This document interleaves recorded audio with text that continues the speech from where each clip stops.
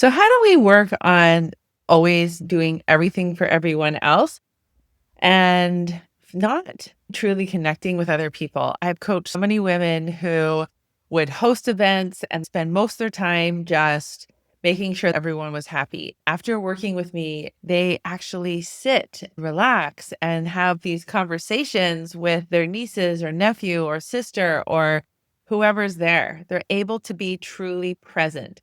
So, what do you think is the difference? Why do you think they're having these kinds of results? Well, I want to give us an example of kind of a visual. This is obviously a nativity. It's got a big base.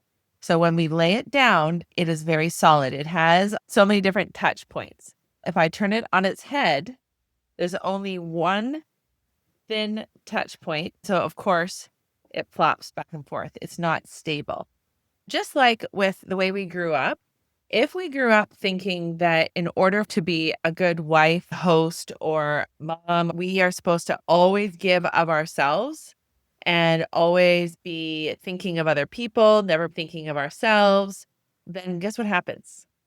We don't have these touch points. We don't have the solid foundation. And so, of course, we can burn out.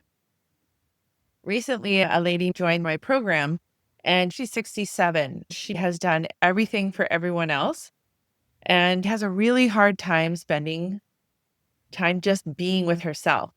After coming to the overcoming emotional eating class, she realized, wait a minute.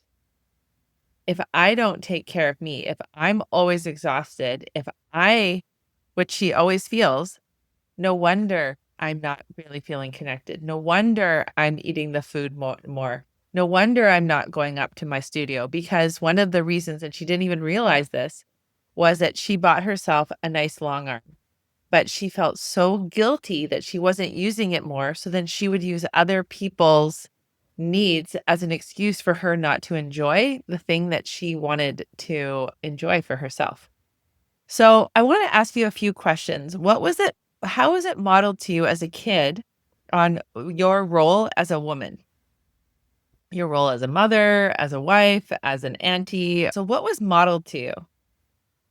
Our brain is always looking for patterns. That's why we have habits, because our brain wants to conserve energy. It's called the motivational triad: stay safe, conserve energy, and seek pleasure.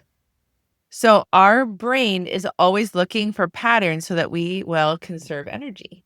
Just like when you go somewhere for the first time, it's very stressful because you don't know exactly when to turn.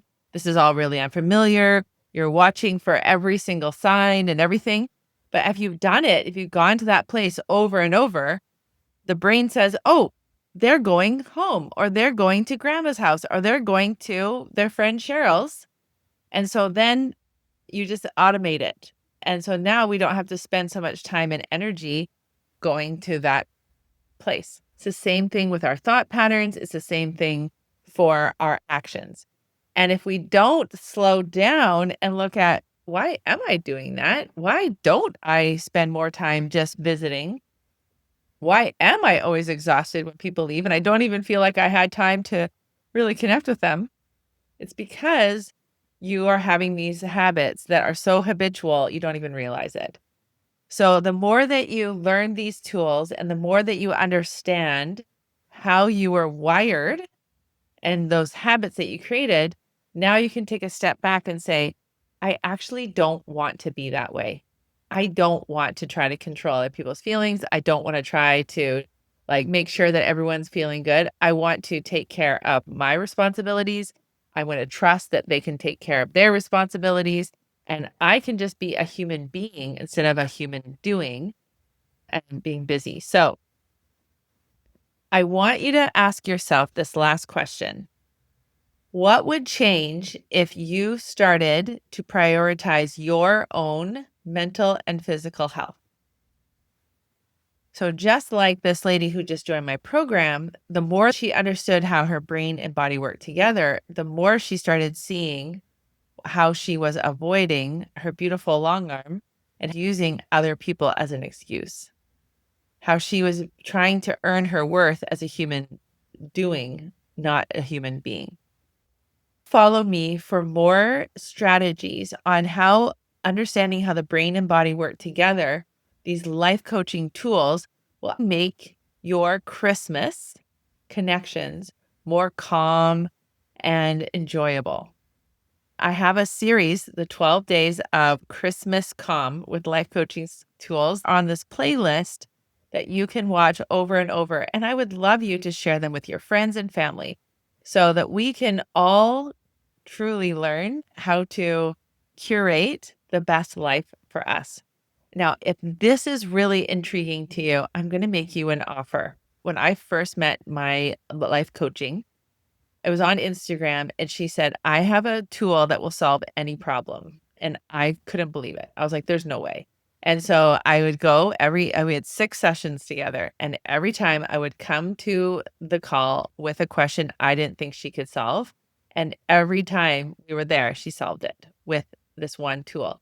So what I want to do is invite you, if you are feeling stuck and if you're feeling frustrated and you don't know how to resolve it, come on this 20-minute free coaching call and I will help walk you through that. At the end of the call, we can see if working together would be a good fit. It's not a high pressure sales situation, I promise. And most people, pretty much everyone that I meet with, have always gone out. Everyone that I meet with always leave feeling like they have a direction and they are able to know what's really going on. So I invite you to take me up on my offer if that's something that you want to pursue.